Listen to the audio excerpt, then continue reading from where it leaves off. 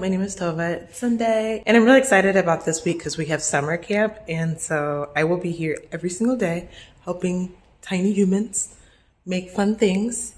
So the kilns are on right now. I want to demonstrate a few pieces that we're going to make, but quickly, a few things.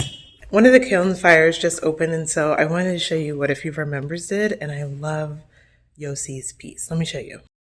This is Yossi's work, and they actually are going to be facilitating the summer camp with me. I love that they do narikami, and they put a lot of love into everything they do. The sparkle burst coming out of the glaze. Everything's just so much fun and vibrant. And I also want to show you all my friend Jen's piece. Ta-da! She made these cute avocados, and the intention was to just put some jewelry inside of it. But I love it. I love how it came out. It's so cute. I love things cute and kawaii. Oh, wait. Look, I found another one.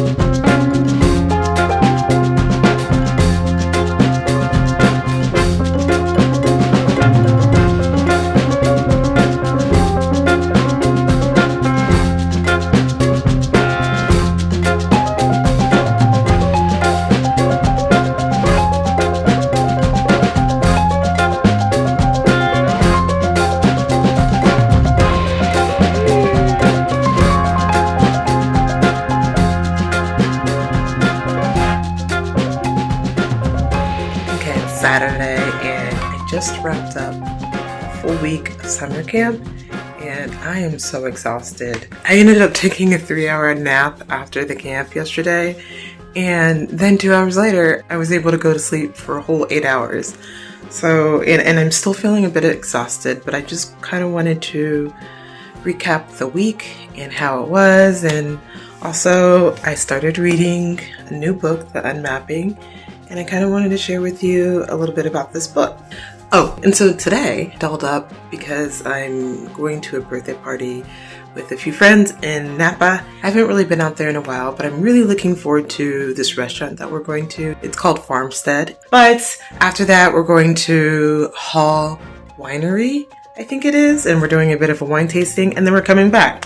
Really quickly, let me share with you what I've been reading. This is The Unmapping by Denise S. Robbins, and this book came out June 3rd, so it's a new release. And I just got started with it. I'm only on page 50. I love that it's this suspense. It's like when you jump into the book, you're already set into the action in New York City. Everything is already starting to unmap and happen. And I love that it just jumps right into the book. And at the moment, there is a large hurricane that's headed to New York, so people are starting to prepare, and the emergency evacuation team is trying to decide whether they should send an evacuation warning yet. But however, the unmapping starts, and that's when like the whole city kind of splits up, blocks shift and move around. And something that I guess we should think about, if like a house or block or a townhome just splits apart from another one, maybe a gas pipeline breaks, or maybe a water main breaks, and so there's flooding happening. There's all of these different you know that word. There's all these different high impact scenarios happening, and even just thinking about like, if you get on a train, where is it actually going to lead you to? So I love that it starts out like super action packed. And okay, so that's this book. And I'll continue reading it this week and on the road trip up to Napa. But let me tell you about this week. So cute. All of the kids were so adorable. And so each day we had them work on a different activity. And we started out the week learning how to slab build and coil and also make pinch pot. And the theme that the teachers and I agreed on was this like living environment, sea creatures, animals, everything out in nature. So we started out day one with learning how to make pinch pots and coil build, and maybe even a little bit of sculptural design. And then day two, we started painting on the pinch pots. And so we had a few cats, lots of bunnies, a few kind of like scary creatures and monsters. And I did notice they focused more on gaming, like so Mario, mushrooms, Mario characters, mushrooms, different things like that. And I noticed that like if one person kind of finished their project first, it kind of led what other people decided to do with their projects, like how fast they would finish and what they might do. So like the all girls table, everything was very cute. Bunnies. We had blankets and a picnic outside. Very, very cute. Starry sky. I did an example, and of course, because I love books, my example, I showed a bookshelf out into the ocean, mermaids. I love being at the beach. And so I did notice that they kind of emulated that style. And so that's something for me to think about in the future. Like, is my example kind of dictating their vision of what this looks like? And do I even need to show an example of a project? And should I just let their imaginations go wild? So that is something to think about for the next time. But I did think it helped actually having a cracked piece, because it kind of set the expectations that things are not always perfect. Things crack. You need to fix things and along the way. And it's also a slow process. So you might finish a piece, but you might have to come back to it the next day because the tail fell off or the eyeballs fell off.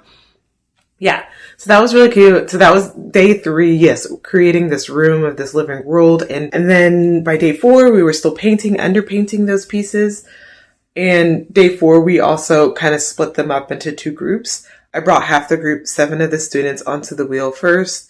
The other group finished their work at the tables. And everyone really, really loved pottery wheel because they've never had the opportunity to get on the wheel. And it was a lot of fun. I did have to do a bit more of instructional teaching. I had to like repeat myself a few times for them to get it. But once they got it, they really got it. And I almost felt as if they picked it up faster than the adults, as far as like really grasping the concept of every single step. And then of course by day 5, we were just wrapping up. We were trying to finish all of our projects. So the pieces that were on the wheel dried a bit. They weren't quite leather hard, but it was enough for where they could wipe down the pieces on the bottom. And it was also enough to where they could carve and add some slip to the piece. So that was kind of a different style, showing a different type of way of carving into unfinished work. And yeah, so the whole week was just a bunch of fun, and they enjoyed that they could like take away so many different pieces. And I also felt like the first day they were so quiet, and then by the end they were so rowdy there because they didn't know each other at the beginning. They were quiet. They were like, who are these people? I don't know them. And by the end they made friends. We did note that we had cookie cutters out on the last day in case they were done with their previous projects, and so they were just carving into different slab pieces. And these cookie cutters were originally from Christmas ornaments. So both tables had this very big debate on, is Santa real? And one person from each table actually believes in Santa. So I'm a little nervous that they now lost their spirit of Santa. And was that due to our summer camp? So I did let the owner know, let's not bring out those cookie cutters anymore. So yes, next time we're not going to have the cookie cutters. We're going to do this again at the end of July, and I'm going to be a part of it again. But now I'm going to rest. Regardless to say, I had a really fun week and I enjoyed teaching kids. This coming weekend, we're going to let the pieces dry and we're going to start the first bisqueware fire for them. And hopefully they'll get their pieces back within 4 weeks. All right, I think that's all. I feel like I've been rambling a bit, but I hope you enjoyed this video. And if you've ever taken summer camp, because I have never taken summer camp. I'm curious if you took like an art camp when you were a child, or if you took a pottery class before, and what was your experience during that? Because I never had the opportunity to take this type of summer camp or any summer camp in general. So this is kind of a unique experience for me to even see what tiny humans do in the summertime. Yeah. Okay. Well, I'll let you guys go. I'll talk to you later. Bye.